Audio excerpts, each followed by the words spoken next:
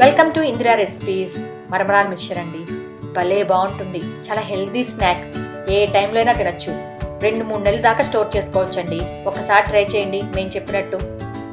మేము ఇక్కడ 1/2 కిలో మరమరాలు తీసుకున్నామండి. దాంట్లోకి 1 గుప్పెడు వేరుశనగపప్పు, కొంచెం కరివేపాకు, కారం, పసుపు, రుచి తగినంత ఉప్పు, 4-5 ఉప్పు మిరపకాయలు.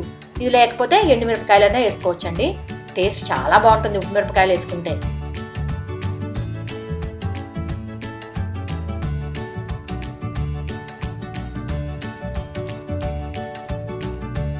ముందుగా స్టవ్ పై ఒక కడాయి పెట్టుకొని అందులోకి ఒక 2 టేబుల్ స్పూన్ల ఆయిల్ వేసుకోండి. ఆయిల్ కాగిన తర్వాత అందులోకి వేరుశనగపప్పు వేసుకొని మీడియం ఫ్లేమ్లో మంచి రంగు వచ్చేలాగా వేపుకోండి. తర్వాత ఉప్పు మిరపకాయలు కూడా వేసుకుని వేపుకోండి.